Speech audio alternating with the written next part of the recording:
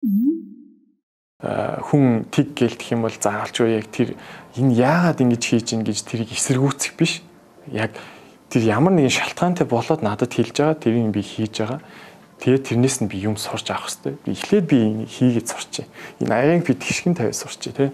Тэгснийхаа дараа би өөрийнхөө бодлыг хэлээд би өөрийнхөө ингэж хийж болох юм шүү гэдгийг юугаа нөгөө хүндээ ойлгуулъя. Зөвөр ойлгуулъя ч юм уу тий.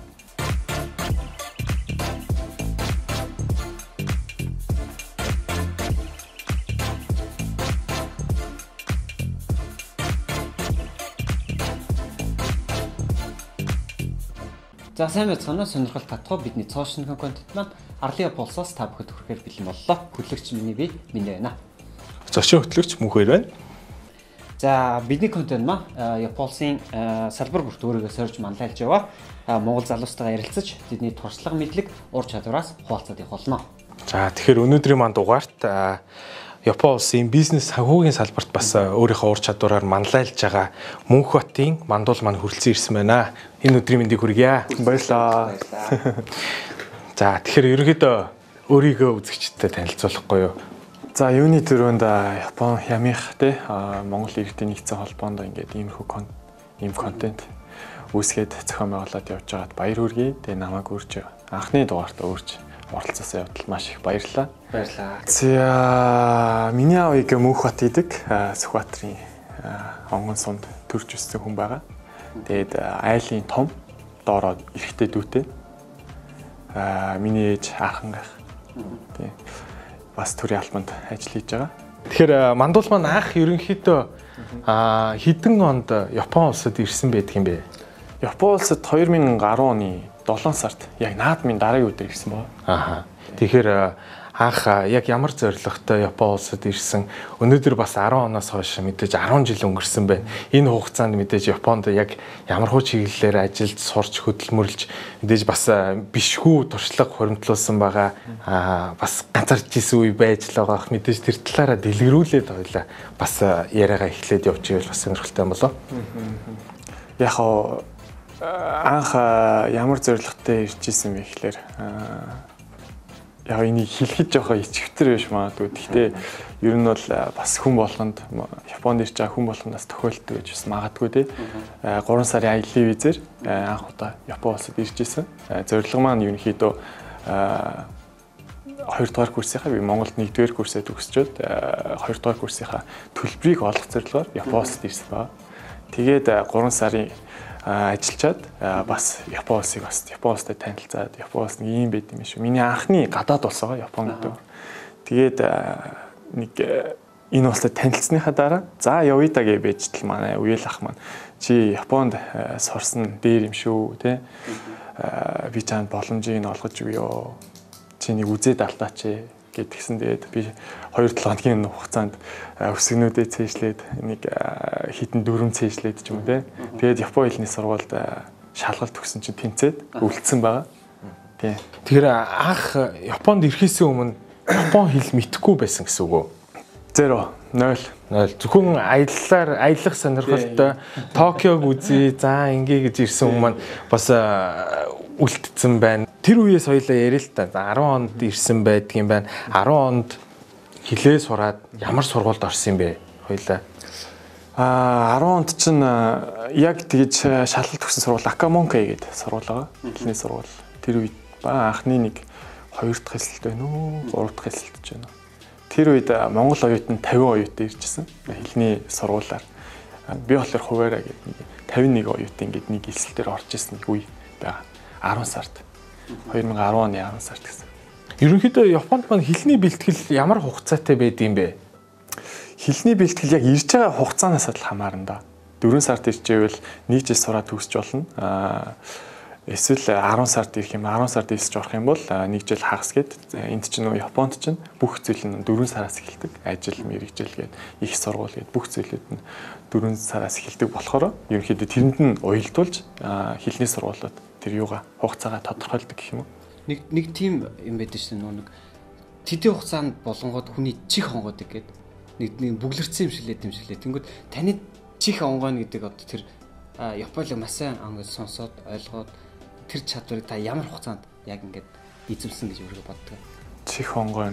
Яа бас анх ирж хахад хүмүүс тэгжлээс л та. Ер нь юм сайн үз, юм сонс, хүмүүсийн яриаг аягүй их сонс тий. Япон нэвтрүүлэг үз. Гэж Япон дуу сонсч юм уу тий. Ээжээс нь яг над миний хамгийн авч хэрэгжүүлсэн юм одоо Япон хэлний сурвалж сурч байхдаа хамгийн дуртай байсан хичээл маань shadowing гэж хичээл байгаа. Тэр нь юу вэ гэхээр ингээд Япон хүний ярьж байгааг дүүрэж ярьдаг. Байх л ёстой доо. Хэлнэ. Тэгэхээр зөв ч байсан, буруу ч байсан дүүрэж ярина гэсэн үг үү? Тийм, дүүрэж ярина. Хамгийн гол нь хэлнийхээ аялгыг сайжруулж байгаа гэсэн үг байхгүй юу? Үгийн дуудлагыг мэдээж сайжруулж байна гэсэн үг. Тэгээ бас сонсож байна гэсэн үг. Ерөнхийдөө яг их сургуульд хэрхэн яаж ирсэн бэ? Мэдээж Монголоос ирж байгаа оюутан залуучууд маань хөвчлэн хэлний бэлтгэлдээ сураад 1 жил юм уу, 1 жил 6 сар сураад шантраад нөгөө талаар эдийн засгийн хүндрэл үүсээд залуучууд маань хаяад явдаг, шантраад явж байгаа залуучуудыг би бас ирснээс хойш баггүй харсан байгаа. Тэгэхээр мандуулын маань хувьд ерөнхийдөө их сургуульд хэрхэн ахиж дэвшиж сурах боломжтой болсон бэ?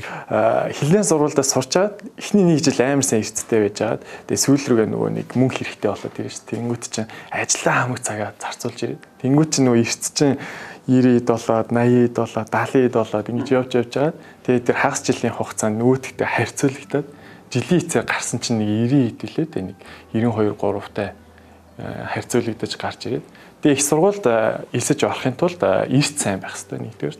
Хоёрдугаарт бас нэг 2 сонголт тэр үед би нөө сургуулаа хайж яжгаад нэг сургууль олсон. Тэгээ тэрэн дээр шаардж исэн юм 2 сонголт байсан. N2 төвшнөөс дээш төвшөндөө байх хэрэгтэй. Тэгээд эрт 90-с дээш байх хэрэгтэй. Тэнгүүд нөгөөх нь болохоор эссе бичээд ярилцлаганд ороод тэгээд эрт сайн байх хэрэгтэй гэсэн ийм 3 шалгуур байсан. Тэгээ би энтлигийн сонгоод төлбөрөдлөөд энэ шалгуурт нь тэнцээд орчихсон байна. Ямар мэрэгжилтэй ямар сургуульд орсон юм бэ? Диснейгийн хажууд байдаг Америкай гэдэг их сургууль сурч байсан. Тийм, эдийн засгийн мэрэгчлэр гэх юм уу? Тийм, бакалавраар сураад төгссөн байгаа.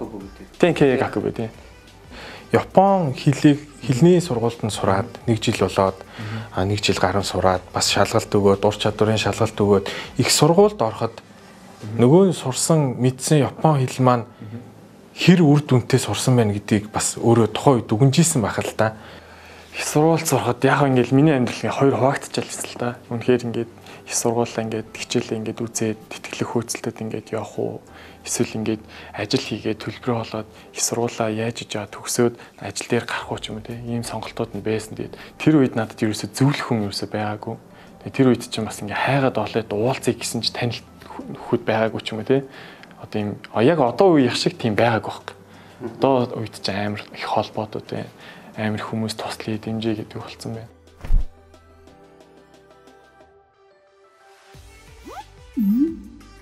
Тэгээ та шүүшгөхөөс та яаж хийжсэн бэ?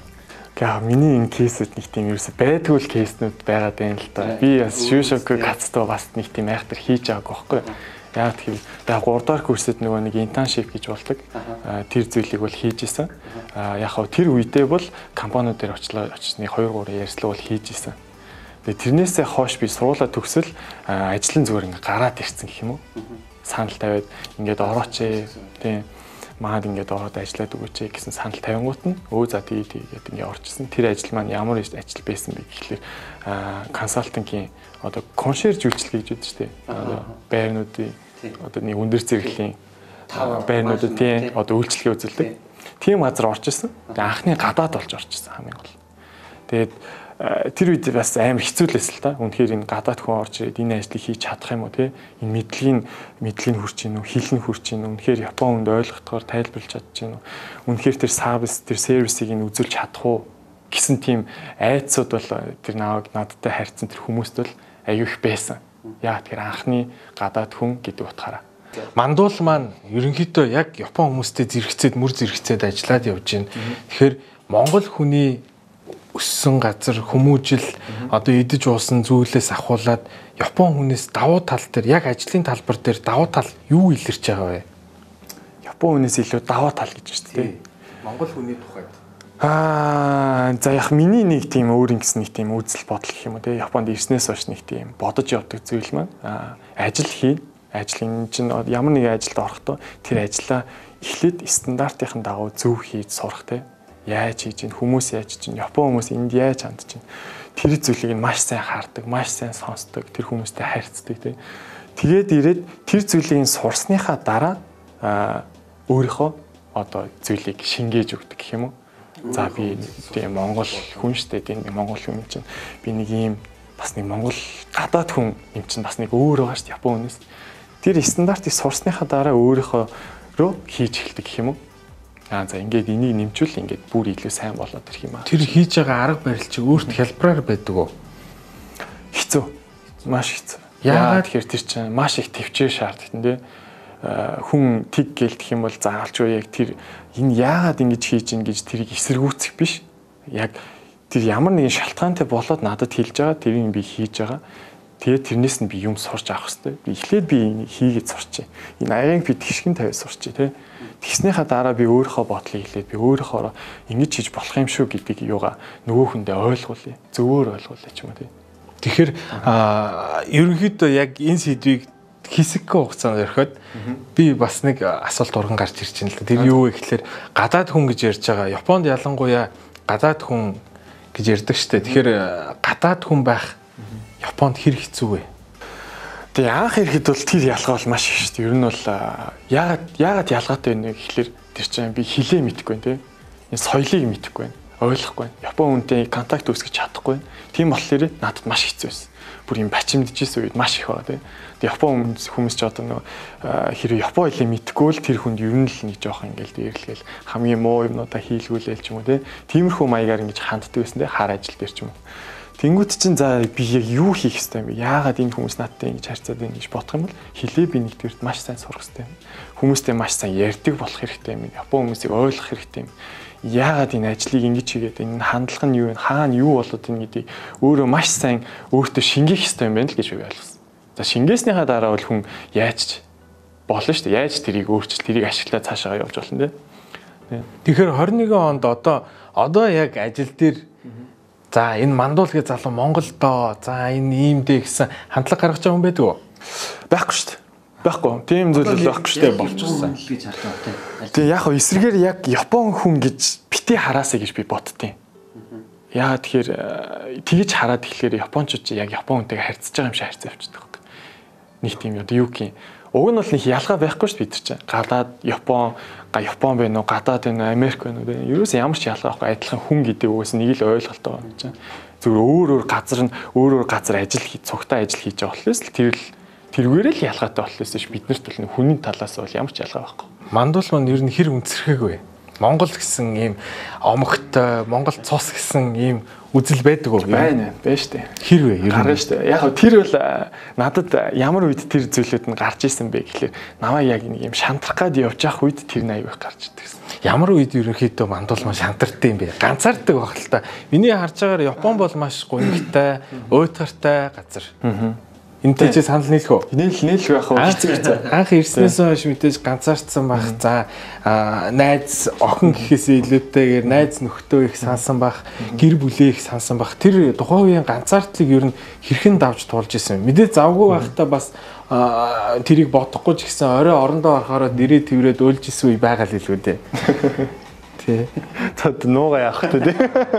Байлгүй явах хүн болгонд л байх тий. Эрэхтэй хүн үйлдэггүй нүлэмсаа нуух хэрэгтэй гэж хийж ярьдаг. Тэгтээ эрэхтэй хүн чинь бас л уян шүү дээ яг харьцаад үсэх юм бол дотор нь ороод үсэх юм бол яг тийм үед бол байгаа. Тэгээд өөртөө тэгэл челленж болгоод энэ миний челленж юм тий. Би энийг давах хэрэгтэй юм байна.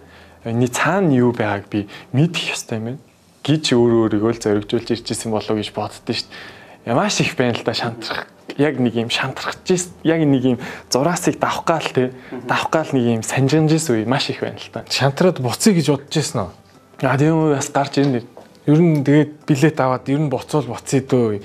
Би арай л барахгүй юм байна да гэж бодож байсан үе байгаа юу? Тийм эхний үед л аюу их гарч ирдэгсэн. Тэгээ сүүлрүүгээ нөгөө нэг Япон хэлээ мэдээд хэлээ сураад Япон хүмүүстэй ингээд орчинд тасаа те энэ Япон соёлыг сураад хандлагаа өөрчлөөд ирэхлээр хүн чинь нэг тийж ботгоо болцдог юм байл л дээ. Япон хүмүүс чадчихээн. Яагаад би чадахгүй гэж те. Би энэ хүнийг чадаад байгааг би чадчихъя. Тэгээ би дараа нь өөрийнхөө юм шингээгээд би илүү гарчээ. Гэсэн бодол нь илүү байдаг болсон гэх юм уу? Хамгийн сүүлд ер нь Монгол руу хийцээ явсан юм бэ? Өнгөрсөн жилийн 19 оны 12 сард. 19 оны. Очоод хэр утсан бэ? Очоод 10 онсон. 10 онсон. Юу хийж амжуулв? 10 оны хугацаанд маш хурдан өнгөрсөн. Найз охинтойгоо уулзах гэж утсан. Тэгээ дээрэс нь гэр бүлтэйгээ уулзах гэж утсан тий. Би Японд ирснээс хойш 10 жилийн хугацаанд яатсан байгаа тоххой одоо. Шинэ жилийг Японд өнгөрүүлсэн. Оноо ерөөсө гаргаж үзег Монголд 10 жилийн хугацаанд. Тэгээ очиод он ингээ гаргахад маш гоё байсан тий. Гэр бүлийнхэнтэйгээ найз охинтойгоо хүүтэнд цас орцсон, жоох утаатай. Тэгээ утаатай тэгтэл гоё штэ. Халуун ам бүлэрээ манайхан чинь нэг тийм халуун гоё хүмүүс штэ тий. Юм галтай хүмүүс гэж ярьдээ штэ манайхны чинь. Гэр бүлэрээ хамтдаа бөөнөрөө байхдаа илүү аз жаргалтай тий. Хэрэлдэж муудалцал би чигээл явж исэн ч гэсэн тэгэл маргааш нь бүх зүйлээ мартаал би нэг ойлгоцсон уучлалцсан байж дээ тий. Одоо найз бүсгүн энд байгаа юу? Манай найз охин Монголд байгаа. Санаж гин үү? Саналгүй яах вэ? Маш их санаж байна. Найз охиноо ярьсан. Айгу Мишель тодроод баярлаад сэтгэлэн дэвтчих шиг. Гуруулаа тэгвэл нэг хоолны талаар ярил л да. Хоол бас сонирхолтой соёл. Анх Японд ирээд ерөнхийдөө хоолнд нь цаддаг байсан уу? Одоо нэг нүг хэлэхэд би бол анх бол цадахгүй байсан. Ерөөсөө гэл чаваастаа гэл яг юу юм шүү сэтгэл цаддаг юм шүү. Яг одоо ингээд Монголд чинь ингээд нэг юм мах нэг тийм гоё баялаг зүйлүүдийг ийцээр аваад хүний сэтгэл бас ингээд дагаад цуг цадчихдээ юм болоо гэж би бодоод байдаг шүү. Тэгээ одоо Японд ч юм болохоор ингээд тэр зүйлүүд нь байхгүй. Нэг гоё сайхан хавирыг чансан хавирыг байхгүй, нэг сайхан жигэнсэн гурил байхгүй ч юм уу те. Нэг тэгээд ирэнгүүт чинь хүн нэг тийм сэтгэлээрээ цаддаг юм шиг. Яг цадаж болно те. Хэрэг цадахгүй бол ахаал нэг хоол захиалал идэж шнэ тийм сэтгэлээрээ л аюу тийм. Тэгэхээр хоёлаа Монгол Японы ялгааг ярьсан дээрээ уучлаарай дахиад нэг асуулт асуучих. Юу гэхэлэр миний ажигласнаар нийгмийн асар том ялгаа байгаа. Мэдээж санхүү эдийн засгийн хувьд ч гэсэн эрс тис хоёр орн байгаа. Нийгмийн хандлага буюу Япон хүмүүсийн сэтгэлийн хатыг би ерөнхийдөө баримтат киноноос ч юм уу уншаад үзээд судлаад харсан л та. Миний дүгнснээр Япон хүмүүс сэтгэлийн хат буюу амьд үлдэх чадвар, survival instinct байхгүй болов уу гэж би хараад байгаа. Яагаад энэ дүгнэлтэнд хүрсэн бэ гэхлээр амиа хорлож байгаа хүмүүс яагаад амиа хорлож байгаа гэхээр нэгдүгээр эдийн засгийн санхүүгийн асуудал хамгийн өндөрт байгаадах шиг байгаа. Гэхдээ амар хэцүү л асуулт байл та. Тэгээ зөвөр би өөрийнхөө бодогдсон зүйлээ өөрийнхөө бодлыг яриа хоёлаа. Яг нөө мэрэгжлийн хүн биш болохоор тэгээ сэтгэл зүй энэ холбоотой зүйлүүдийг мэдэхгүй болохоор зүгээр миний бодохоор бол яагаад хүмүүс амиа хорлоод байна гэхэл яг Япончууд ч ер нь яг нэг юм кейс дотор байсаар байгаа. Ийм хайрцаг дотор байсаар багасаа л чи ингэх ёстой одоо хичээлдээ явахдаа ингэх ёстой хичээлдээ гараад чи ингэх ёстой гэсэн нэг ёстой гэсэн зүйлүүдээр маш их тийм хайрцаглагддаг Япон хүмүүс.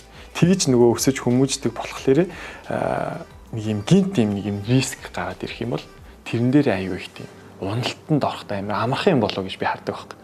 Тэгээд ирэхээр одоо аав ээжээ хайранд өсөөл нэг тийм кейсэнд ороод өссөн сургууль нь бэлэн ямар спортоор хичээлэх нь баг бэлэнтэй тэр хүний онцлогоос нь харж агаад багш нь санал тавиад өө чи энэгээр явчихвал их зүгээр юм шүү энэ чам таарах юм чи хөл бөмбөөр явчих чи бэс болоор явчих гэж багш нь зөвлөдөг те тэнгүүд нөгөө хөлт чи очиод ээж автагаа зөвлөдөө би инхээр болсон шүү гэдэг ээж аав ч гэсэн аягүй хүүхдэд дэмждэг те өө тийг окей чи сонирхож байгаа зүйлийг хийчих гэх юм уу те тэгээд явчт ингээд тэгээд спорт ч бас хүнийг бас амар кейсэнд оруулдаг шүү тийм байх хэвээр тий бас дөрөн журам бас мөрдөх хэвээр. Тэр бүх зүйл ингэж явсараа байгаад яг ажил дээр гараад ирэхлээр аюу их хүмүүс шантарт юм болов гэж боддог. Ажил дээр гараад ирэхлээр тэр ажил дээр гарч ирсэн хүмүүс чинь маш олон төрлийн хүмүүс байгаа шүү дээ. Амар олон кейсэр маш олон төрлөөр амьдралыг ингэж туулж ирсэн хүмүүс байгаа. Тэр хүмүүстэй таарч тохирох үе, таарахгүй үе дээ.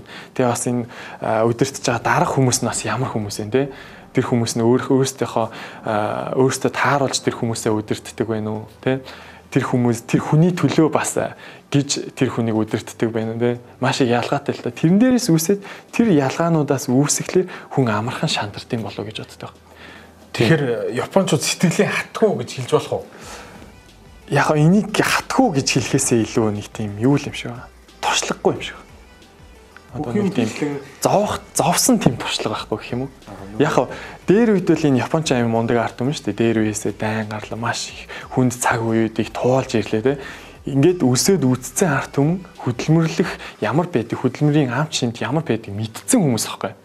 Тэгэд мэдсэн хүмүүс ч гэсэн хүүхдүүдэд тийг зовоохгүй юмсан гэж бодож өсөгдөг болохоор одоо яг ажил дээр гарч ирж байгаа хүмүүс ч юм уу хүүхдүүд ч юм уу нэг тийм яг зовлон гэж юу юм те энэ яагаад хүмүүс зовоод байгаа юм ч юм уу энэ яагаад ингэтийн ч юм уу нэг тиймэрхүү нэг тийм жоохон хаяад ингээд яг үеийнхаа Япон залуучуудаа ингээд яриад сууж ахад нэг жоохон ямар тэнийг юм асууд юм гэмээр асуултууд бас ингээд асуудаг байхгүй. Тэнгүүт чинь би ингээд үгүй эн чинь юм штэ яагаад ингэ таар ингэж бодоод байна. Тийм байт юм. Яа тэр туршлагууд нь амар их тотмог байна л да. Тийм туршлагагүй байна тийм. Тэрнээс биш хатгүй хүмүүс бол биш гэж бодож байна. Япончуудыг нөгөө нэг юу гэдэг штэ. Нэг юм маш сайн хийдэг. Нэг юм маш сайн чаддаг. Тэгээд олон зүйл тий. Олон зүйлийг болохоор яг юм перфект хийж чаддаггүй. Нэг зүйлээ перфект гэж сургадаг. Тэр одоо яг ажлын байран дээр яг яаж харагддаг вэ? Яг тантай ингээм хамт ажиллаж байгаа хүмүүс төр яг өөрөө яг хийх ёстой зүйлийг перфект хийгээд байна уу? Тэр нь илүү ажил хийхэд амар байдаг уу? Тэгээ яг хоо тэр нь өөрөө бас нэг хүний нөгөө онцлогоос шалтгаалтай юм шиг ба. Хүн өөрөө зөвхөн сагийн одоо зөвхөн юм гүйцэтгэгч байх уу те өдөртөгч байх уу гэдгийг хүн өөрөө сонгодог юм шиг. Гүйцэтгэгч байыг сонгосон хүмүүс л яг нэг юмдаа төвлөрөөд яг нэг юм шийдсэн зорьсон юм улам сайн болгоод явдаг. Япон хүмүүсийн даваа чанар тий тууштай байдаг тэрэндээ. Бүр улам илүү болохоо тэр талынхаа мэдлүүдийг улам цуглуулад ингээд цааш хичээгээд аваа явчихдаг. Ерөөсөө өөр зүйлд анхаардлаа төвлөрүүлдэг. Тэгээд өдөртөгчийг сонгосон хүмүүс нь болохоор илүү олон кейсүүдтэй ажиллаад үздэг, илүү олон хүмүүстэй харьцаж үздэг тий. Тэр хүмүүсийг ингээд тоошож үздэг ч гэх юм уу тий. Тэр би болохоор бодохдоо итгэж бодох байхгүй. Яг тэр нэг зүйлдээ тууштай байх чанар нь Японы өндөр хөгжлийнх нь нэг хүчин зүйл нь болоо явдаг байна. Нэг хүчин зүйл гэж би санал нийлж байна. Тийм. Тэгэхээр ажил ярьсан. Тэгэхээр Мандуул маань яг одоогоор ямар компанид ямар албан тушаал дээр байгаа вэ? Би болохоор SBI Group гэдэг SBI Group-ийн толгой компани SBI Holdings гэдэг компанид CEO's Office-т захирлын тусдах гэдгээр явж байгаа. Тэрнээс гадна яг маань нөгөө захирал надтай илүү ойр идэг байхгүй. Ойр идэг болохоор би ингээд юм сурмаар байна, би хөгжмөр байна гэж захиралтай байсан. Захирал маань тэрийг аюу гоо эргээр хүлээж байгаа, зөвөр хүлээж байгаа үүдийг өөрийнхөө мэдлэгийн чадрынхаа хөгжүүлэлгээ явж байгаа юм байна. Гэ тэнгүүтээ шууд маргаашнаас нь шууд өөр компаниуд давхар ажил хийгээд явцгаах. Одоо нөгөө тэр компани юу вэ гэхээр SBI Securities гэдэг компани байгаа. Үнэт цаасны компани. Тэгээ маах болохоор дижитал одоо нөгөө үнэт цаас гэхээр л хүнтэй харьцаал, хүнд хувьцаа санал болгоод ингэж явдаг. Нэг хүмүүс нэг тим имиж байдаг шүү дээ. Тэгээ хүмүүст энэ хувьцаа ямар энэ компани хувьцаа ингэ өсчлөө тайныг худалдаж аваад гэж санал болгохтой. Энийг манай компани ингээд анхдагч байхгүй одоо нөгөө нэг интернет одоо дижитал болгосон анхдагч компаниудын нэг. Тэргээр толгойлж явж байгаа компани гэх юм уу? Нэг нэмэрт явж байгаа компани.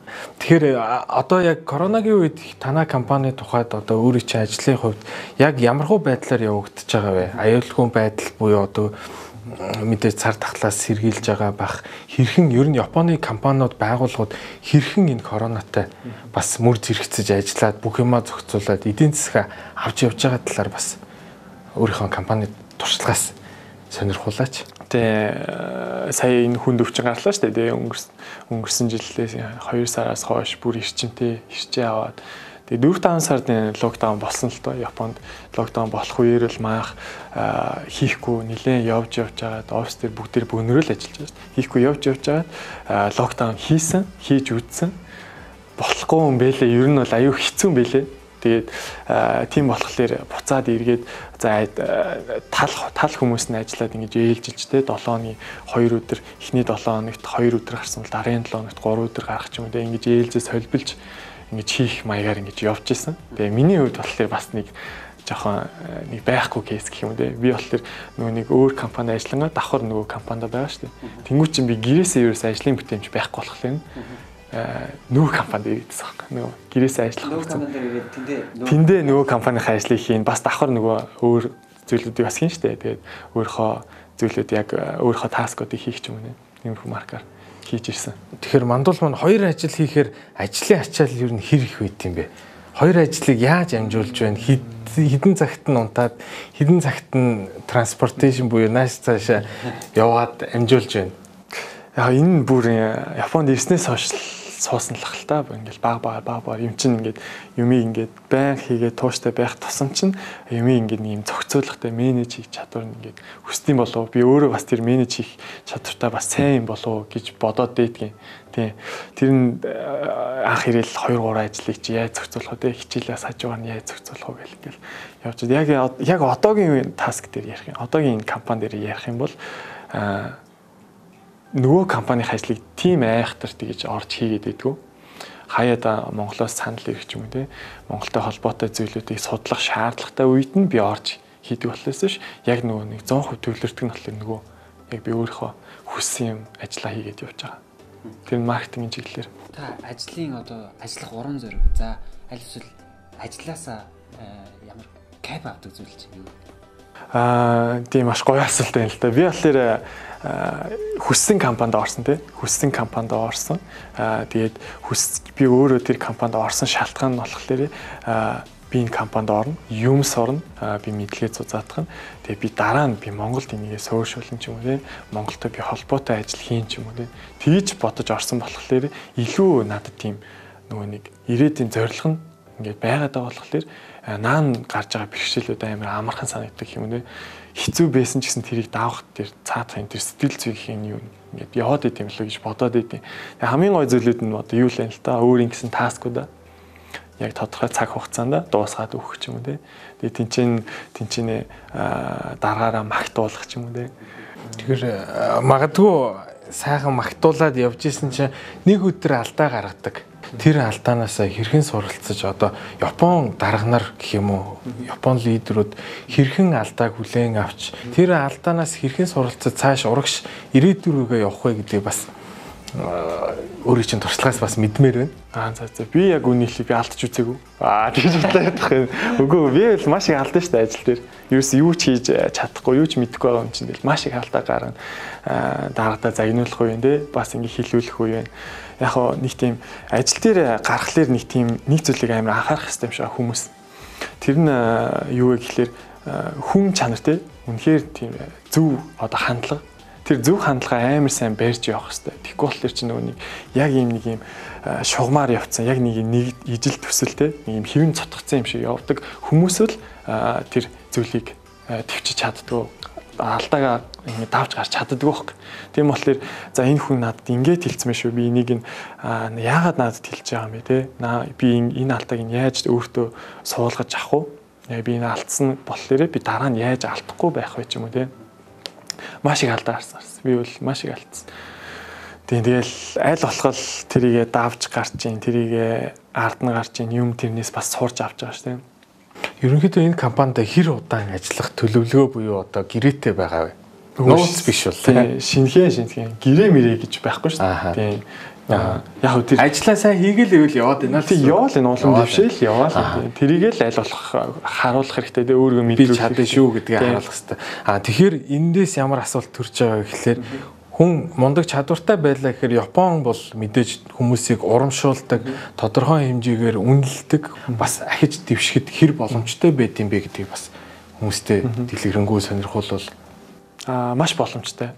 Би бол асар их боломжийн Японд байгаа. Ер нь Японч гэлтгүй ер нь бол гадаадд улсад гарч байгаа ажиллаж байгаа монголчууд, монгол залуучууд маш их боломж байгаа. Миний хувьд болохоор юу ажил дээр гараад ингээд ажиллаад өөрийгөө харуулад тэр стандартыг сураад ингээд тэрнийхээ дараа хүн одоо нэг дарга те тодорхой хэмжээний миний дээдлийн түвшний хүн хараад үнэлж байгаа юм л. Тэгэл үнэлэнгүүт чинь за ийм ингэх ёстой юм шүү. Мандуулд юм нэг ингээд даатчихл ингэчих ёстой юм шүү. Тийм нэг имижтэй болчтой юм шүү. Тэнгүүт дандаа яг ингээд хүмүүсийн итгэлийг алдахгүй ингээд яваалангууд явж жагаад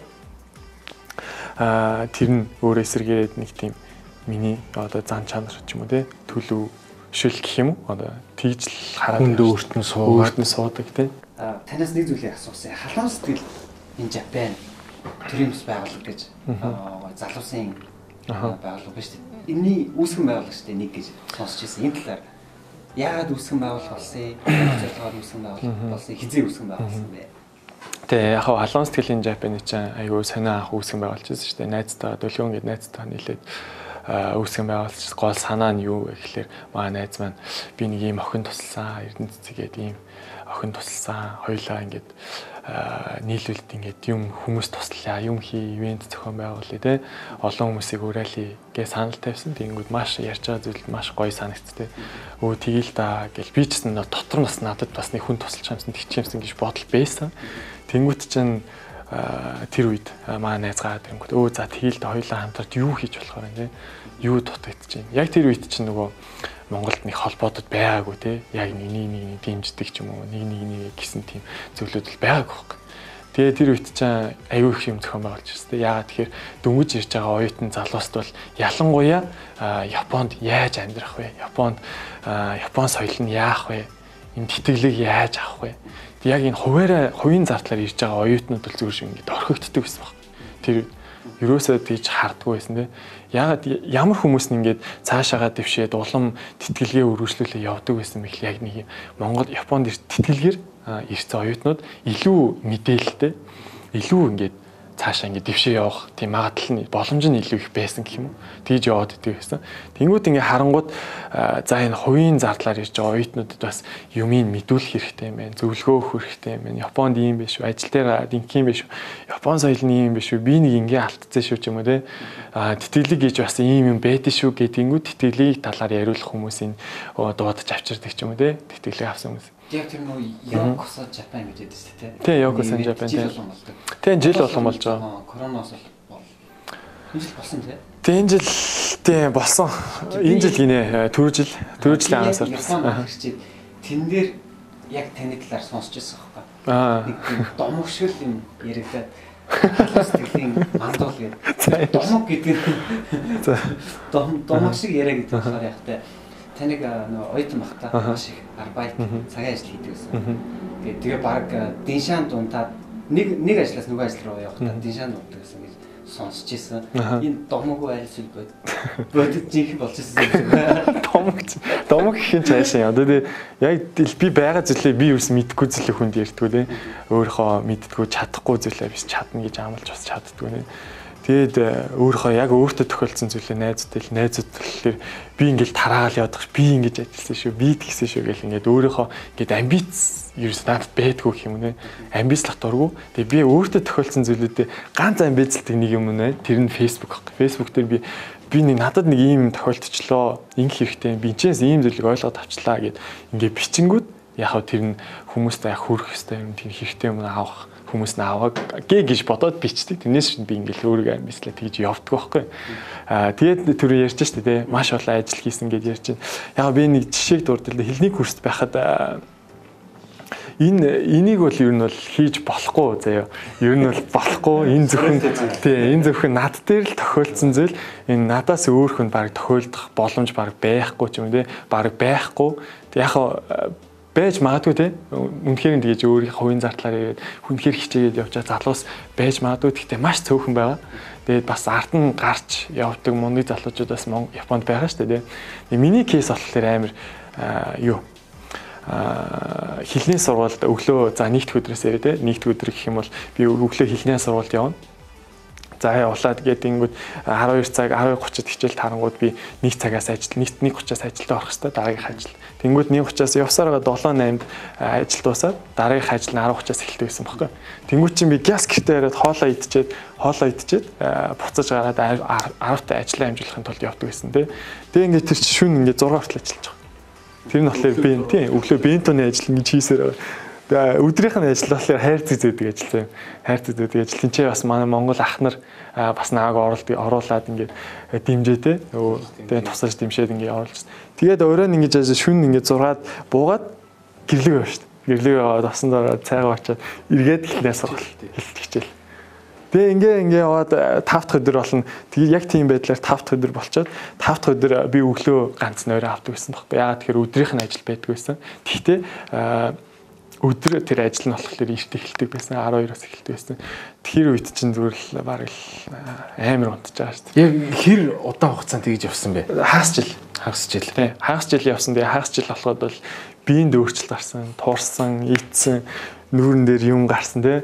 Миний нөгөө нэг ходоод муудаж байгаа юм мэдгдсэн л тий. Хоолгүй явна, ядарна. Тэгэл илэг муудан тий. Хүний илэг муудаад ирэхлээр чи хүний царай харлан тий.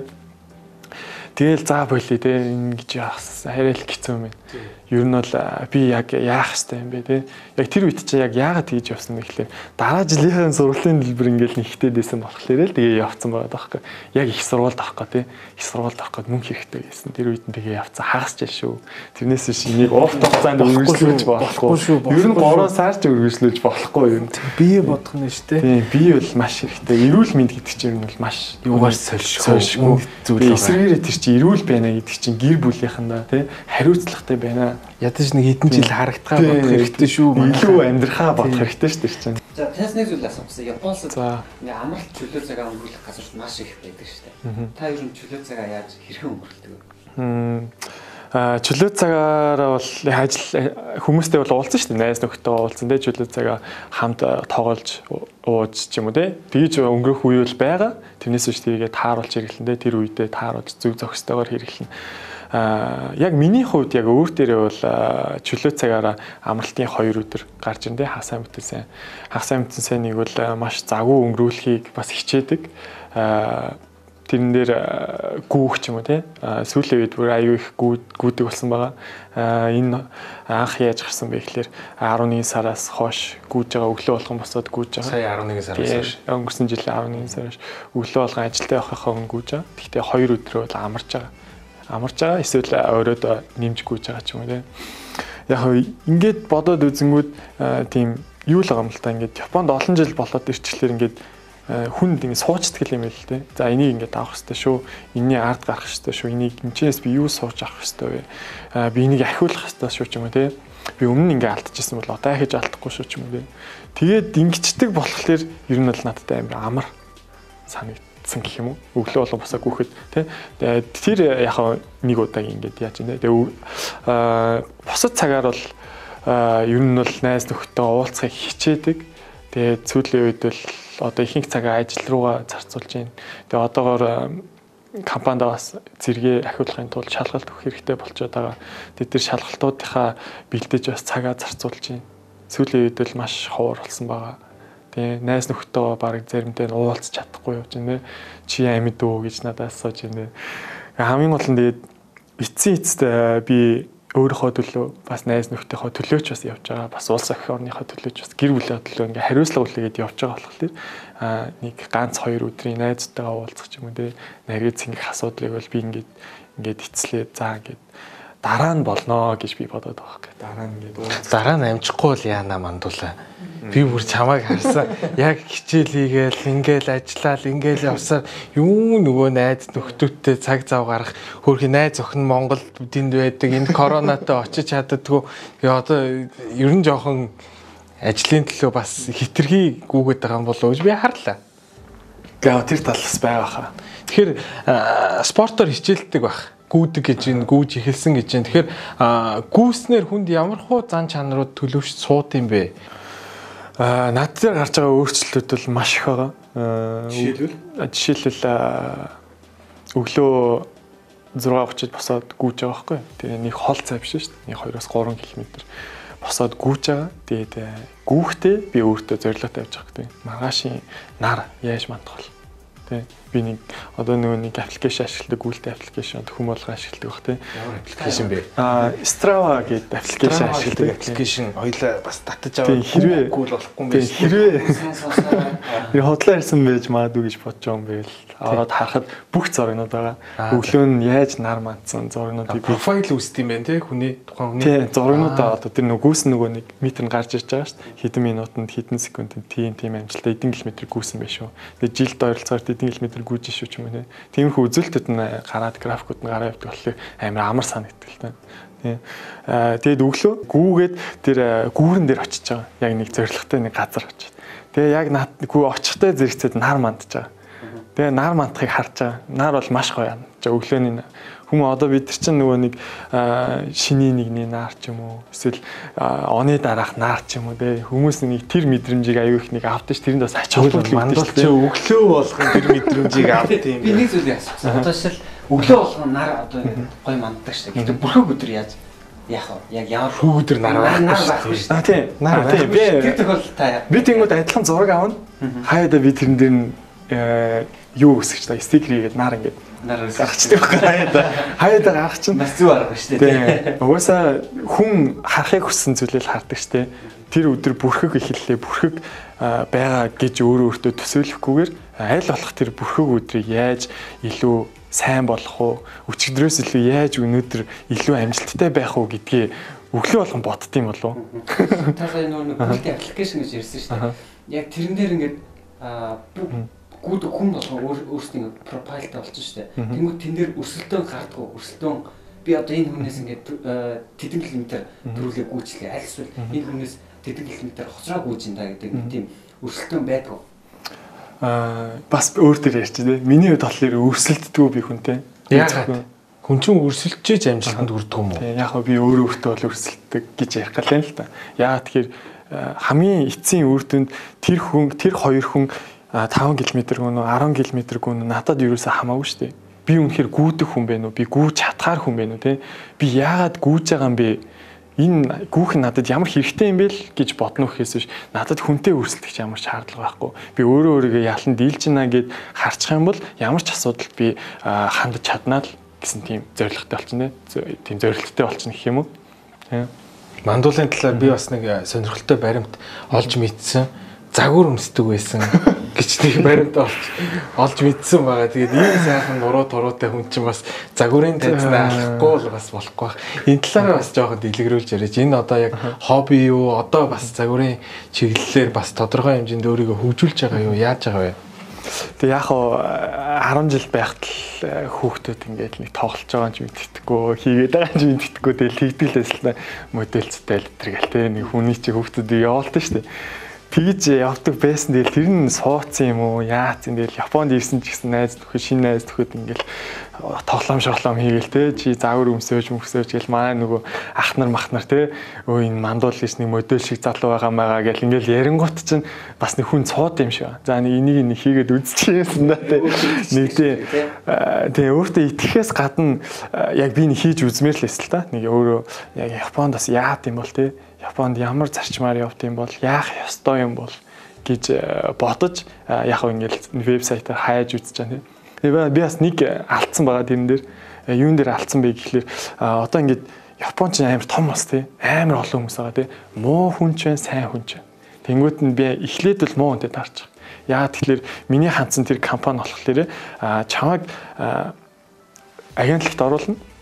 Агентлагт орохын тулд чи загварын талаар ийм мэдлэгтэй байх хэрэгтэй. Тэр нь загварын компани юм уу те? Тийм гэж моделинг эйженси гэсэн үг те. Тэнгүүд чи тийм байх ёстой. Чи 2 жил ч юм уу эсвэл 1 жилийн хугацаанд чи манайхаас сургалт авах ёстой гэж явчихж байгаа. Тэгээд чи яаж алхах ёстой? Чи тийх ёстой гэдэг. Янгууд би ингээ гэрээ байгуулах хэрэгтэй бол би мөнгө төлөх хэрэгтэй болоод юу нөгөө төлбөрөө би ч одоо загвар магуураар явах. Яагаад ингэж чаалаа гээ. Тэг би бүх гэрээ байгуулчих чаа. За. Гэрээ байгуулаад жилд би сардаа нэг 20 хэдэн мянган йений төлбөр төлөөд би чинь сургалт авах ёстой болоо гэрээ байгуулчаад орой харж явах замдаа би яг юу хийгээд байна гэж бодсоч байгаа байхгүй. Би зөв зүйл хийчихв би юу хийчээ. Дуртай байгаад байдаг. Тийм дуртай. Яа би нэг хийгээд үзчих юмс те. Нэг юм үзээд алдчихээ те. Хүн чинь залуу хүн маш олон зүйлүүдийг try хийж үзэх хэрэгтэй байхгүй. Челленж өөртөө челленж болоод чадахгүй биш бүгэн болгон чадна те. Тийм. Тэнгүүт би нөгөө хүн рүү гарлуугаа ярьж байгаа. Яриад би боллоо те. Боллоо гэрээ байгуулсан тэр чи боломжгүй гэдэг. Тэнгүүт нь би шууд өмгөөлөгч хөдөлгөөсөлж аваад тэгээ шууд яриулаад нөгөө хүн шууд асуудлыг зохицуулаад нөгөө хүн уцаас алгаад алгасан. Тэрний дараа яг тэгээ байжсан. Тэгээд нэг хідэн сарын дараа яг тэрэн дээр нөгөө нэг би анх чамд хідэн зураг байх хэрэгтэй гэдэг тэнгууд нь хідэн зураг авахлаа бэлдсэн байсан. Нүцгэн. Нүцгэн биш ээ. Тэгээ ингээ ахуулаа бэлтцсэн. Бэлтцсэн байсан аахгүй бэлэн байсан дээр зурнууд нь. Тэгээ тэнгуут нь ямарсан Японд ч бас нэг ийм муу хүмүүсээс бэт юм биш үү. Амарсан болгоомжлох хэрэгтэй юм байна гэж бодонгуудаа ахаад өөр хайж хэлсэн л дээ. Зүгээр тэг болчоогүй. Нэг газар болоод тийшээ явуулсан чинь тэнхий менежер гээд нэг залуу загвар өмсдөг нэг ирлий залуу байсан. Сүүл рүү бүр найз авсан л да. Тэд нэр залуу над руу шууд заалгаад чи ингээд би нэг мааны найзын агентлаг байт юм аа. Чи маа тий би чаг тэр агентлагт оруулаад өгөө гэж хэлэхээ өмнө яг уулзч утсан л дээ надтай. Энэ хүн ямар хүн бэ те? Яах вэ үнэхээр боломжтой байна уу, болохооргүй байна уу гэд уулзсан. Тэгээд уулзсныхаа дараа надад тийм санал тавьсан байхгүй. Манай нэг найз агентлаг байгаа. Чи агентлагт нь ороод ингээд дөнгөж байгууллагатад явж батлаа шинэхэн. Тэгээд маш олон мундаг залуучууд бас 2 3 залуучууд, загвар өмсдөг залуучууд байгаа. Тэгээд чи ингээд цогтаа ингээд яваад чи чамд бас боломж байна гэдгийгсэн. Ингүүт нь өө за тий. Тэгээ бид тэр компани дээр нь очиж гэрээ байгуулаад 2 жилийн гэрээ байгуулсан. 2 жил загвар өмссөн юм уу? Тий яг тэр чинь болохоор загвар өмснө гэдэг чинь бас нэг тустай байдал ш. Фото модель бас загвар өмсөх үү, тий хувц өмсөд алах уу, ганцхан зураг авахуулаад юмны фото модель хийх үү, фото модель хийх үү гэх. Тэнгүүт чинь би нөгөө нэг амар завгүй ингээд ажил ихтэй яваад тэгэл санал ирэх болгонд нь завгүй гэнэ гэж яаж чадахгүй тий. Тэр нөгөө нэг тэр нь амар богинохон хугацаанд хийж байгаа зүйл болохыг би урт хугацааных юм ерөөсөө хайж чадахгүй байдаг. Тэр зүйлийг хайж чадахгүй тэр тэгээд явж исэн болохоор аюу олон саналуудаас татгалцсан тий. Одоо харамсдгүй. Харамсдгүй. Би энэ төрийн бус байгууллагын талаар асуумаар байна л да. Төрийн бус байгууллагатаа ерөнхийдөө одоо цаг зав хэр гаргаж ийн вэ? Үйл ажиллагааны яг үндсэн чиглэл маань одоо бусдад туслах, ханиу цуглуулах юм уу? Энэ талаар бас дэлгэрүүлж одоо хүмүүстэй танилцуулах юм бол төрийн бас байгууллага халуун сэтгэлийн Japan маань ер нь бол үйл ажиллагаа тасралтгүй явуулсаар байгаа. Томоохон үйл ажиллагаанууд ямар үйл ажиллагаа одоо жил тутам явагддаг ч юм уу? Тийм үйл ажиллагаа байгаа юу? Байна. Одоо жишээ болгож хэлэх юм уу те анхны нөгөө нэг мигэн гээд аян байгаад байхгүй Минна Генки бүгдээрээ эрүүл байцгаая гэсэн үг байхгүй. Тэр нь болохоор Монгол руугаа чиглэсэн. Гинтгийн хаврын баяр дээр хуушуур хийж зараад олсон орлогоор Монголдо ийм хүмүүс туслах ч юм уу те. Эсвэл имлэгт туслах тоног төхөөрөмжийн бэлгэлэх ч юм уу те. Тиймэрхүү маягаар зохион байгуулсан аян байгаа. Тэр нь бол маш амжилттай явсан. Монголын бүх аймагуудаар тэр судас томруулдаг аппаратыг авч явуулсан маа хүүхдийн нэрэ хүүхдийн судас томруулалтын аппаратыг нэг аймагт нэг ширхэх ч юм уу те. Нэг аймгийн сум хоёр ширхэх ч юм уу те. Тэгээд Монголын бүх дүүргүүдэд нэг ширхэх ч юм уу те. Маш хоор идээл юм билээ л те. Нэрэн хүүхдийн судасч олоход их хэцүү. Маш олон хатгадаг юм билээ шүү дээ. Аюу хүүхдийг тэгээд зовоодаг болохоор. Тэр зүйлийг худалдаж аваад явуулж ирсэн. Тэгээ бас нэг аян байна л да. Энийг бол дуртахгүй байхын аргагүй нэг том аян байна. Халуун сэтгэлийг байгуулагдсанаас хойш ерөнхийдөө чиглэсэн үйл ажиллагаанд дандаа Монгол руугаа чиглэсэн үйл ажиллагаа хийж ирсэн. Тэгээд тэр удаад нь болохоор яг таарад би нэг аврагын нэг постыг уншсан байхгүй. Бас аврагын постыг уншсан чинь тэрэн дээр японочдын одоо үерийн гамшигт өртөж чинь те аюу их гамшиг учрлаа. Үерийн Хирошимаа хүртлөө босоод энэ аймагуудад маш том хохирол учрлаа гэд тийм пост бичсэн байсан.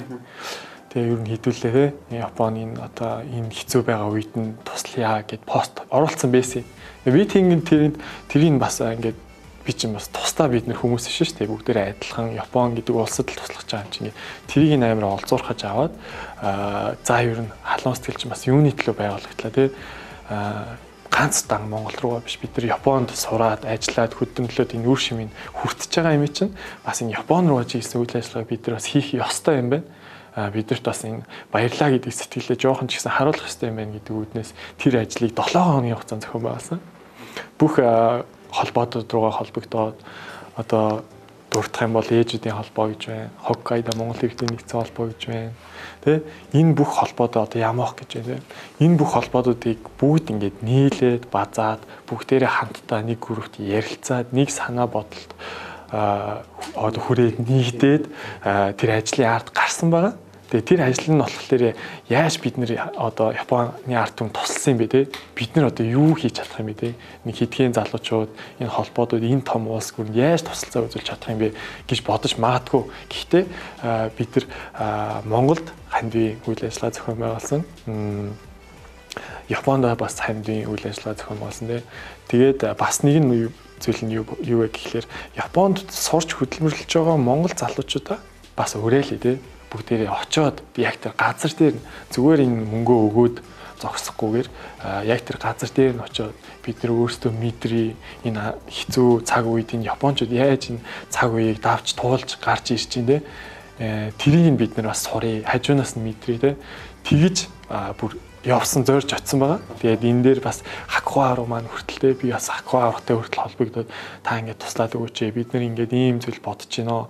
Японы ард түмэн ингээд тусламаар байна гэдгийгсэн. Тэгээд аврал маань бас аюу нааштай хүлээж аваад тэгвэл ахын замынхан зардал бүх юмдын зохицуулаад өгье гэл те. Автобус гаргаад өгөө түрээслээд өгөх жишээний те.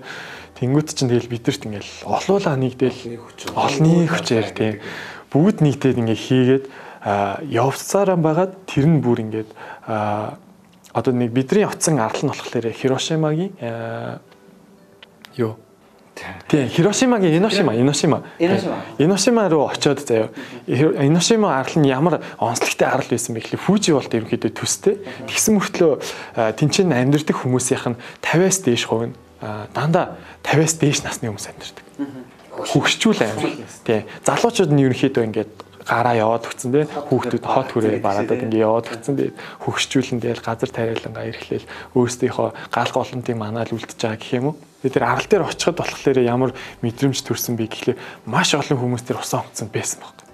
Тэр хүмүүс яасан бэ гэсэн чинь газар хүрээс Японы өнцөг булан хүрээс Осакагаас ирж байна, Хоккайдогоос ирж байна те Нигатагаас ирж байна. Тийм сайн дурын ажил хийх гээд. Энэ яг энэ нэг юм энэ зовлон үтсэн арт хүн гэдэг чинь бас нэг өөр л юм л дээ. Юмыг нэгдүүлж чаддаг одоо хүмүүсийг. Тэгээ ингээд сонсоод ангууд бас яг бидэртэй адилхан бодож байгаа юм. Бидэртэй бас адилхан зоригтой явж байгаа хүмүүс юм байна гэдгийг ойлгож авсан л да тэнчнээс ямар мундаг юм бэ гэж бас амар бодох тийм бахархал төржсэн гэх юм уу. Тэгээ тэрэн дээр гадаад хүмүүс бас аюу цөөхөн лээсэн л да. Тэгээ бид нар бас анхдагч болж очиж чадсан л да. Гялс зохион байгуулалт те хэцүү байгаа үед яг тэр голомтон дээр нь очиод бид нэр яаж тусалж чадхаар тэр бүх зүйлээ дайшлаа тусалцгаа гэгээд ингээд зөөрөд очсон болохоор нэлээд анхдагч байсан. Тэгээ бид нэр яг хориулаа уцсан. Эхний өдрөө бид нэр бүр тасралтгүй ажилласан маа залуучууд аюу мундаг халуунаар тэнцээ бүр халуунаар шарж байгаа шүү дээ. Бас бараг 40 юм хүрч байна те. Амар халуун. Тэгээд бүгдээрээ аюу гоё ажлуудаа дуусгацгаад тийм уран зоригтойгоор бид нэг тийм гоё юм байлээ л дээ. Гоё юм байлээ гэж би өөр нөгөө нэг анханасаа бүр ингээд мэдэрчээсэн болохоор хамгийн гоё мэдрэмж юу байсан бэ? Хүн туслахын ер нь хамгийн гоё мэдрэмж юу байдаг вэ? Залуучуудыгаа уриалаад одоо хүмүүс туслая. Ийм гоё мэдрэмж би авдаг. Та нар бас ийм мэдрэмжийг аваасаа гэж уриалахаар юм юу аа? За тэрэн дээр бол би тэгж хэлмээр байна. Тэр нь юу гэхээр Монгол гэдэг нэрээ гаргах юм байна. Монгол гэдэг намайг энэ хүн Япон хүмүүс Монгол гэж харж байгаа юм байна шүү те. Тэрнээс биш Мандуул гэдэг хүнээр бол тэр нүдээр бол хараагүй учраас энэ Монгол гэдэг нэрийг бид нэр ингэ сайн сайхан авч явж шүү. Бас энэ Японд те дандаа энэ муу хүмүүс байдгүй юм шүү. Бид нар бас ингэж та нарт ингэж баярлсан сэтгэлээ ингэж илэрхийлж байгаа шүү. Тэ тэр утгаараа аюу их бахархажсэн тийм Монгол гэдэг нэр тийм бидний чинь байнга нэрний урталт явж идэг эцэг эхийнхаа нэрээр бид нараас бахархах хэрэгтэй тийм тэр гоё сонсоод үнэхээр урамтай бас хэсэг залуучууд хүсэл сонирхлоор нийлээд бас нэгэн зүгт бүгдээрээ нэгдэж чадж байгаа нь бас бахархалтай байна. Тэгээд нөгөө үлдсэн нөгөө нэг хандва нөгөө хүлээлгэж өгч чаддаггүй. Тэр хагас сайн бүтэн сайн таарад. Тэгээ заавалч нэгтгэд нөгөө нэг мөнгө төгрөг шилжиж байгаа юм гэдэг ингүүд үлдчихэж байгаа байхгүй юу? Нөгөө босод маахан зарим нэг нь ажилтай, цагийн ажилтай, хуваартай хүмүүс нь хинхэн яваад тэгээд энэ ч хэсэг бүлэг хүмүүс нь үлдээд тэгээд тэр ажлаа хүлээл үлдээд 2-3 хоног зүгээр байх биш. Бас адилхан өдөр шөнөгүй ажиллаж байгаа. Шүнж яхаа өдөр нь ингээд өдөр чинь халуунаар ажиллаад тэгээд нэгд өдөр нь тэр мөнгөө хүлээл гэж хүчөөд аль биесээр монголчуудын Японд байдаг монгол иргэдийн холбоодууд энэ оюутан залуусаас өгж байгаа хандив шүү их мөнгө биш ч гэсэн тий энэ зөв сэтгэлийн дэм шүү тий тэгээд бид нар бас ингэж оролцсон шүү гэдэг утгаараа бас ингэж баярлаа гэдэг сэтгэлийг илэрхийлсэн болов. Тэрэн дээрээс аххаа 10 маань хүртэл бидний хараас за яаж нэг чинь таад гайгүй юу гэж байнгын санаа зовол те бас юу өөрийнхөө хэмжээнд бас ингээд хандив тусламж бас араас аюух явуулсан. Тэр нь юу вэ гэхээр ус ч юм уу те бэлэн гомн ч юм уу те ингээд нин шаардлагатай бараанууд юу вэ? Тэр бүх зүйлийг бас авраг маань ингээд танил хүмүүс нэрэн дамжуулаад ингээд иржсэн тэр арал дээр иржсэн гэх юм уу. Тэгээ тэр бүх зүйл ингээд холбоол за энийг хаана өгөх үү, энийг яах вэ гэж хуваарлтыг бас яг гар бие үлдээд хийжсэн баг. Тэгээд хамгийн сүүлчийн өдөр нь байжсэн чинь тэнцээ нэг гадаад хүн л яваад байна. Нэг хүмүүсээс нэг юм яриа аваад байгаа юм уу? Яагаад байгаа мэдтдэггүй. Тэгэл би ингээл тойрч цутаагаа л гэсэн тэр юм хийгээл яваад. Тэгсэн чинь хамгийн сүүлчийн өдөр нөгөө өглөө нь байжсэн чинь чи ахалчаа одоо энэ Япон хүмүүс бас зөндөө ирж байна те. Энэ бас зарим юм мэдэхгүй байна. Чи ахлаад ингээд яагаад вэ чи би тийм чи ахлагч болчихж байгаа. Тэгээд тэр ахлаад тэр шинээр ирсэн Япон хүмүүсийг ингээд дагуулад тэгээд ажил заагаа зөвлөөд ингэдэж шүү тэгдэж шүү гэд бүгдэнд нь заа зөвлөөд өөрөө харуулад тэггүй бол бас болохгүй байх бүгдээрээ ингээд яаж их арга болохгүй хурц баг барьж үзээгүй хүүхдүүдэд дагуулад ирсэн те. Тэгээд би бас энэ дээр бас нэг юм хэлээд хүүхдүүдтэйгээ аюу хэрчсэн. Тэр нь амар зөвлөсөн надад санагдсан л та. Тийм хүмүүжил харуулхад зөв ажил хийж сурах гэж байна. Бас хүмүүс тусалж сурах гэж байна. Амар мундаг л арт өмнө л те ер нь Япончууд бол. Тэгээд ингээд би тэр өдрийнхөө ажлыг хүлээж аваад хариуцлагатайгаар дуусгах гад бэжсэн чинь надад тэр нөгөө нэг дүүрийнх нь хүн ирж хэлсэн л те. Чамаас ингээд Japan Times гээд Японд Японд байдаг хамгийн олон уншигчтай англи хэлээр гардаг том сонирн баггүй. Тэгээ тэрний сурвалжлагч ирсэн байгаамаа. Чи зүгээр нэг юм яриа өгөөч үү тхүү гэдгийгсэн. Би татгалцсан байхгүй шууд. Үгүй яагаад татгалцсан бэ гэнгүүт тэрэн дээр би маш олон хүмүүсийг төлөөлөө явж байгаа. Тэгээ тэрэн дээр миний нэр битээ гараасаа. Энэ олон хүмүүсийн нэрийг би гаргамаар байсан даа чи ингээд заавал ч төлөөлөөд нэг нэр ингээд гарахгүй бол болохгүй. Тэгээ гарчих юм бол айгүй бол яах вэ? Манайхан энэ хүн ингээд ганцаараа хийсэн юм шиг ингээд ярьчих вэ? Нэг тиймэрхүү буруу бодлоос төрүүлчих вэ? За энэний оронд би ерөөс юм ярихгүй байсан дээр юм бэ? Зүгээр ингээд туслаад үлдчихэ те.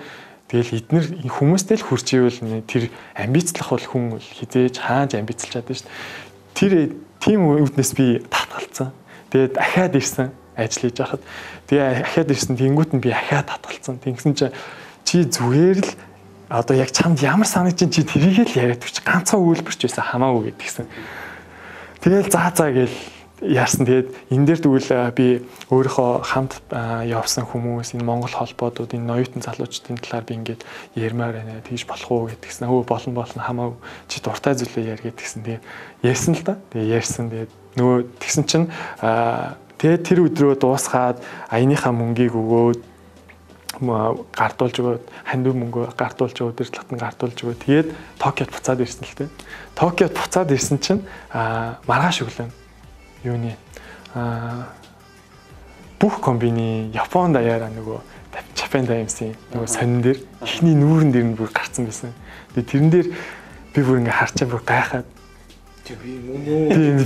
яагаад тийм яг тэр сэтгүүлчлэн надаас асуусан л та би ингээд сонин дээр ингээд оруулмаар байна тий оруулж болох уу би ингээд текст би ингээд авсан ярилцлага ингээд чам шалгуулмаар юм тий тэгээ шалгаач ирүүлээ надад өгөөч гэдгийгсэн. Тэгээд би шүн нөгөө нэг автобусанд буцаж явж байгаа замдаа би бүгдийг нийтлээд яаж ийх үү яах вэ гэл амар их зовоол тий яаж энэ олон хүмүүсийн ингэж тусалж тэмцэн энэ сэтгэлийг өөрөө хийгээгүй юм шиг харагдуулах вэ гэл аюу их хичээсэн л тий. Тэгэл тэнгуут чинь цасаж өгөөд явуулсан. Тэгсэн чинь дараа нь яг маргааш өглөө нь би юунтай байсан бохоггүй. Одоо нөгөө ажилд орох одоо шалгалт гэх юм уу? Месц ажлын ярилцлагатай байсан. Тэнгүүд ажлын ярилцлаганд руугаа босгоол яваал байжсэн чинь утас ирсэн дээ. Элчин сайдын яамнаас утас ирсэн над руу. Яг миний нөгөө таньдаг их чахнаар бас байдаг л. Тэнгүүд утас ирээд мандуулаа сайн уу юу вэ гэл тэгээ ярьсан. Тэнгүүд нь өө сайн байна уу гэлтгсэн чинь өө өста баяр хүргье гэлтэг чи би тэг ингээ юу яацсан болоо гэлтгсэн чинь ингээд Монгол улсын нэр ингээд гарсан байна тий энэ том сониндор ингээд нүүрэн дээр гарсан байна энэ залуучууд ингээ манлайлаад өрөөлөд ингээ явчихсан баярлаа тий ингээд бидний зүгээс бас ингээд баяр хүргэж байна гэд ингэж ярьсан. Тэгээд заавал харуулын элчин сайдын яам дээр ирээд энэ сонин чинь манай дээр ингээд ирцэн байгаа шүү. Тэ. Тэгээд чамнаас аль би басаа ингээд гардуулж өгмөр байна гэдгсэн. Тэгээд би тэнгууд нь сонсоод заахгүй хайггүй хэлгээд итгэж өгдөө. Тэгээд манаас яг тэр өглөө нь босоод дараа нь ажлын ярилцлагад явж явах замдаа комбины орж үзэж байгаа. Комбины ороод үзэж яг байж байгаа юм. Тэгээд би тэгээд за гэж өөрийнхөө зөнг аваад өөрийнхөө ч гэж те тэгээд яг тэр нөгөө аяныхаа яг гоё болсон тэр сэтгэлд үлдсэн юм авч байгаа юм л да. Тэгэл худалдаж аваад ингээл харсан чинь аяа гоё санагдал. Яа ямар гоё юм бэ? Энэ Монголын маань нэр гарч штэ. Бидрийг энийг бас уншаад бас Монгол гэдэг хүмүүсийг бас сайнаар харж ийн бас муугар ботдог хүмүүсээс байж магадгүй гэж аяг их бодоод ашгүй дээ. Ашгүй л гэж би аим их баярсан. Тэр мөчөл амар тийм бахархмаар санагдсан тий. Монгол гэдгээр аягүй тийм омгшсан гэх юм уу. За тэгэхээр мэдээч төрийн бас байгууллагын цаашлахын ажилд амжилт хүсье. Тэгээд ерөнхийдөө өнөөдрийн маань подкаст буюу одоо энэ ярилцлагын маань үндсэн зорилго бол мэдээж яг өнөөдөр мандуул гэдэг хүн маань ийм бизнес, ийм эдийн засгийн мэдлэг, ийм туршлага хуримтлуулад ийм амжилттай явж байна гэдгийг үзүүлэхээс илүүтэйгээр залуучууд маань энд хэрхэн хүрэх боломжтой вэ?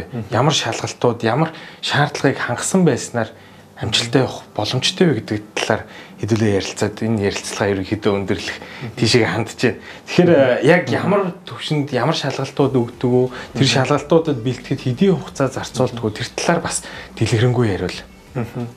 За баярлалаа. Тэгээд ямар ч байсан холбоо гэж ярьж байгаа ч гэсэн энэ маань холбоо гэдэг нь өөрөө Японд байгаа Монгол бүх хүмүүс холбоондоор байгаа гэж би бодож явдаг. Бүгдээрээ сайн үйл хийж байгаа. Яагаад тэгэхээр бидний өмнө Монгол гэдэг нэр байгаа юм чинь бүгдээрээ Монголын нэр гарч ивэл бидний нэр гарч ийна гэж бас бодох хэрэгтэй тийм. Бүгдээрээ сайн сайхнаар юмыг авч явж, сайн сайхан юм зүйлд бүх хандаж бүгдийг уриалж явах хэрэгтэй байгаад байгаа. За тэгээд ажил мэргэжлгээд ирчих тийм.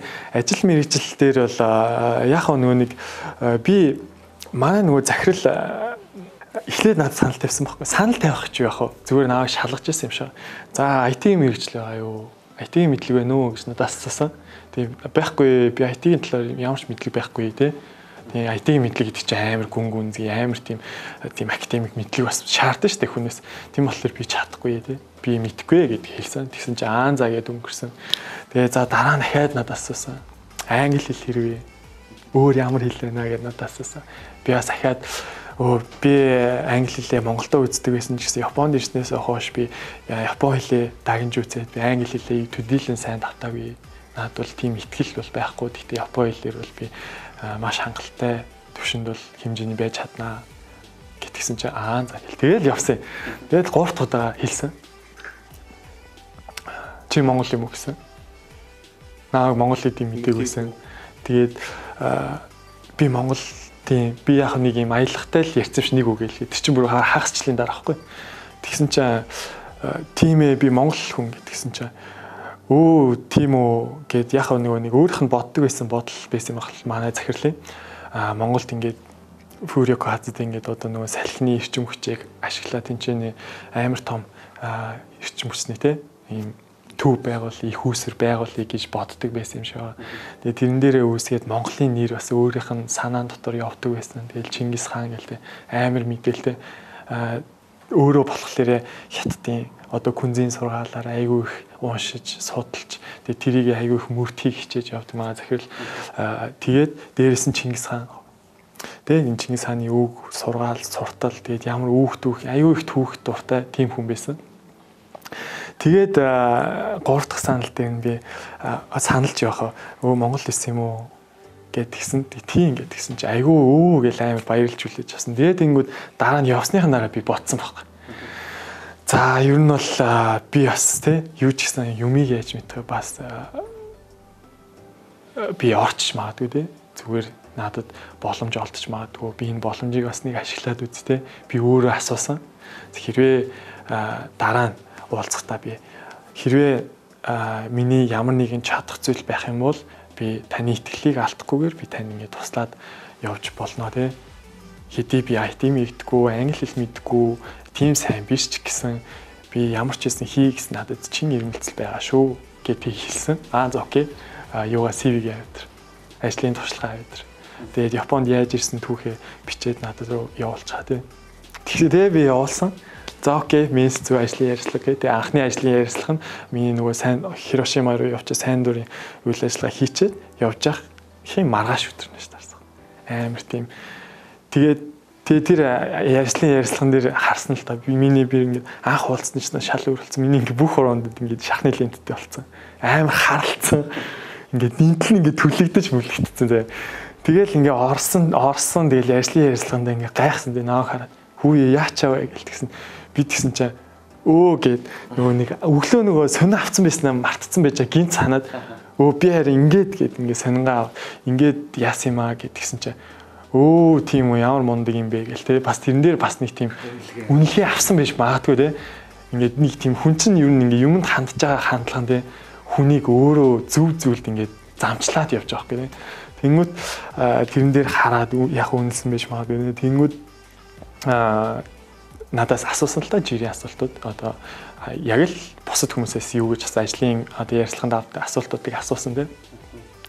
За чи юу юмэр вэ? Ямар хүсэл зорилготой? Яагаад Японд ирсэн бэ? Их сургуультай ямар мэргэжлэр сурч төгссөн гэдээ асуусан тийм. Тэрний яг бүх CV-н дээр байгаа ч гэсэн яг хүнийх нь амнаас нь асуусан. Тэнгүүд тэр группийн захирлын хамгийн тов 3 хүн байсан. Гуруулаа миний ардаас ингээд урдаас ингээд хараад гэж асууж надад бол амар хэцүү. Тэгээ хэцүү санагдсан ч гэсэн би зүгээр л бүгдийг л ярьсан. Угаасаа би алдах юм над байхгүй. Би зүгээр ярилцлага өгж байгаа гэдг нь л баг амар том зүйл болчиход байсан хэрэг миний хувьд л. Тэгээд ярилцлага өгчөөд яасан чинь шууд захирал өсөд окей давай ори тэнцлээ гэдэг ч аах. Тэнгүүд би ерөөсөө нөгөө 2 дахь 3 дахь гээд ингээд эхлээд яг нэг уулзчихсан дээ. Тэр уулзлаа тэр гадна дараагийнх тэр ингээд шууд яг тэр өдрөө ажлынхаа одоо Японоор л 80-тэй гэж ярьтیں۔ Тэ тэр өдрөө би ажил орох одоо эрхээ авч ирсэн гэх юм уу? Шууд. Тийм шууд тэр ярилцлаган дээр манай тэр захирал маань шууд за мандуулаа одоо энэ шалтгаыг өгөх ёстой шүү. Энэ шалтгаыг өгөөрэй. Тэгээд тэнцлээ. Тэгээд эднээс ажиллаарай гэл. Тэгэл гарсан байдгийн. Тэгээд энэчнээс хойш нөгөө нэг за одоо ингээд нөгөө шалгалтуудаа бэлдээд өгөх гэл аюу миний нөгөө нэг хэцүү зүйлээд одоо яг араасаа тийм дайчлага одоо өөрийгөө ингээ харуулах боломжууд одоо ингээ араасаа цавраад бүр амар хэцүү одоо тийм хаард үе рүү орж эхэлж байгаа хэрэг тийм. Тэнгүүч чинь нөгөө нэг шууд 10 хоногийн хугацаанд чи энэ шалгалтуудыг өг гээд бүр ингээ тулгацсан хэрэг надад. 10 хоногийн хугацаанд шалгалт өг ийм номнуудыг үзгээд ийм 500 ном өгөөд би бүр анх бүр ингээ шокнд ороод ёо би одоо юунд орчоо би яг өөрийгөө баг ингээд яач удаа за би ямар ч гэсэн try хийж үзэх хэрэгтэй юм би энэ боломжоос алдахгүй би өөрийгөө харуулах хэрэгтэй юм ингээ ботсон 10 хоногийн хугацаанд би нөгөө нэг сургуулаа төгсөд 2 жил өөр газар ажилласан тэгээ хичээлээс жоо холтцсон тэгээ тэр байсан чинь хамгийн юм мартчихдаг юм л дээ хоолтой хэлээд идчихсэн юм лээ. Гэтэ яах вэ тэрийг сэргээгээд үтчихэл хүн болно шүү дээ. Бүр ингээд ортоос мартахгүй. Тэгээ сэргээж үзчихсэн. Тэгээ 10 хоногийн хугацаанд яах учраа олоогүй л дээ. Яах учраа олохгүй байж явсараа байгаад унаачиж байгаа. Шалгалтанд онцож байгаа. За би ингээд бүтэхгүй болж байгаа юм дээ. Би одоо ингээд одоо би ажилд орох ямар ч боломжгүй болж байгаа юм байна. Шалгалтанд онцож байгаа юм чинь би одоо ингээд ямар шанс байхгүй юм бэ? За ямар ч гэсэн энэ хүртэл явлаа шүү гэж бодсон тийм сэтгэлтэйгээр би хариугаа дарагтаа өгсөн. Дарга над хэлсэн үг нь юу вэ гэхлээр окей дараагийнх хизээвэ гэж надад асуусан. Бэлд одоо сарын хугацаа. Тэгээд чи сарын хугацаанд бэлдээд үг гэж надад хэлсэн. Тэгээд би тэгж хэлэнгүүт нь тэгээд над дээр тэгж хэлсэн. За окей чи шалгалтандаа дараагийн удаа шалгалтандаа тэнцээд би тэнцэхэд чинь чиний хамгийн дуртай хоолнд чи оруулах гэж хэлсэн. Тэр үед зүгээр л тэр хоолндоо чухал шүү дээ. Энэ хүн надад итгэж байгаа нь амар надад чухал санагдсан. Итгэл үзүүлж байна. Тийм.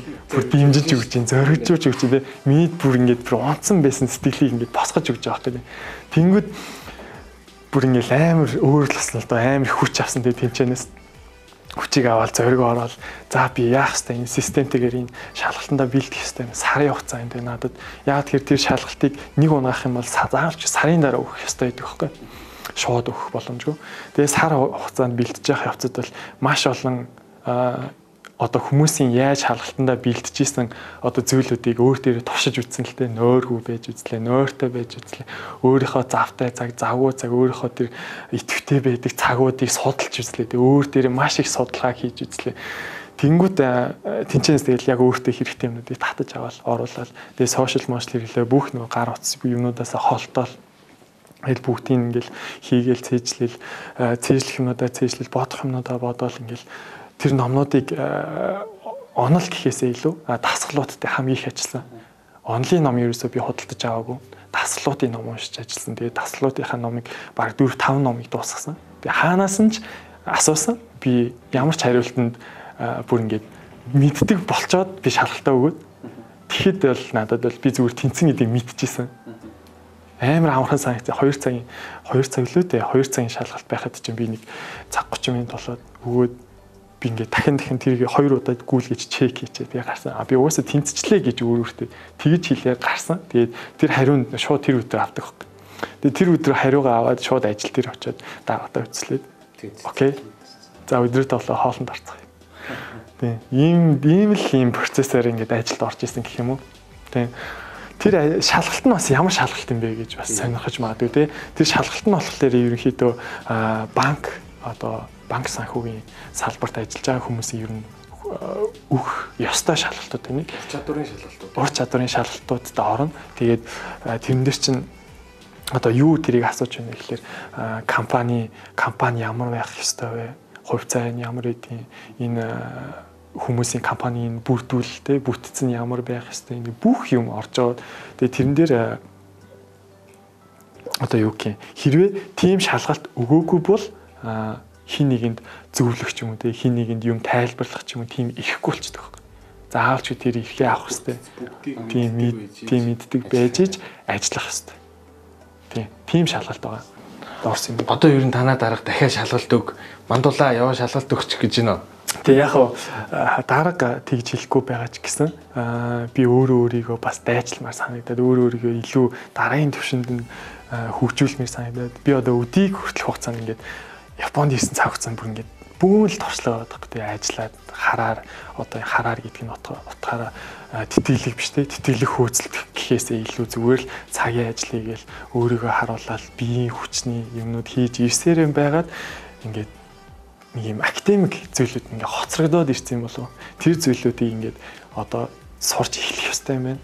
Тэр зүйлүүдийг мэдэх ёстой юм байна. Тэр зүйлэнд угаасаа шаардж байгаа надаас. Тэгээ тийм болохоор шаардж байхлаа би тэр зүйлүүдийг заавал авах ёстой. 6 сар гэхэд бол хинки юмудаа Шикагунуудаа бол Шикагу гэдэг нь болохоор тэр ажлынхаа одоо юу гэх юм тэр шаардлагатай мэргэжлийн шалгалтуудаа өгсөн байна гэж төлөвлөж байгаа. За тэгэхээр шалгалтанд нь яварч исэн амжилт гисээ. Тэгээ ийм мундаг залууч ер нь тэр шалгалт малалт дайжгүй илгүү дээ. Жохон интернетээс тусгаарлагдаад нэг өөрийгөө дайчилчаад болох. Ойрын зорилго юу вэ нэ? Ойрын 2 жил 3 жилдээ хүн бас нэг ийм юм хийгээд үтчмээр байна. Би өөрийгөө ингэж хөгжүүлмээр байна гэсэн зорилго байгаа бах. Ойрын жил ямар ч гэсэн 6 сард хоёулаа шалгалтаа өгчөөд нэг уулзах юм шиг байна. За ойрын 1-2 жилдээ ямар ч гэсэн өвчин амжих юм бол мэдээж их орон руугаа буцмаар байгаа. Гэр бүлтэйгээ уулзмаар санагдаж байгаа. Тий. Тэгэхээр ер нь яг том ерөнхий зураглалаар ямар зорилго тээж одоо Япон улсад үргэлжлүүлэн амьдарч байгаа вэ? Тийм би нөгөө нэг түрүүн ярьсан шүү дээ маа захирлын тийм Монголд тийм хиймээр байсан тийм хүсэл ирмэлзэл бас доторноос яваадсан тийм. Тэнгүүд надтай бас таарсан монгол хүн баг анхны ч биш юм байна. Монгол маа захирлч Монгол явж ирсэн юм байна. Тэгээд монгол хүн ингээд таарч байгаа болохоор энэ бас нэг юм тийм зүгээр нэг учрал биш гэж бас бодсон биш магадгүй гэж би боддتي. Маа захирлч гэсэн бас хаяад ярьтیں۔ Тэ хүн яг ингээд явах ёстой замаараа л явдаг. Тэ энэ чи өөрөө юмд яаж хандаж яаж тэр юмд юмыг давж туулж байгаагаас шалтгаалаад чи яг тэргээр л явна.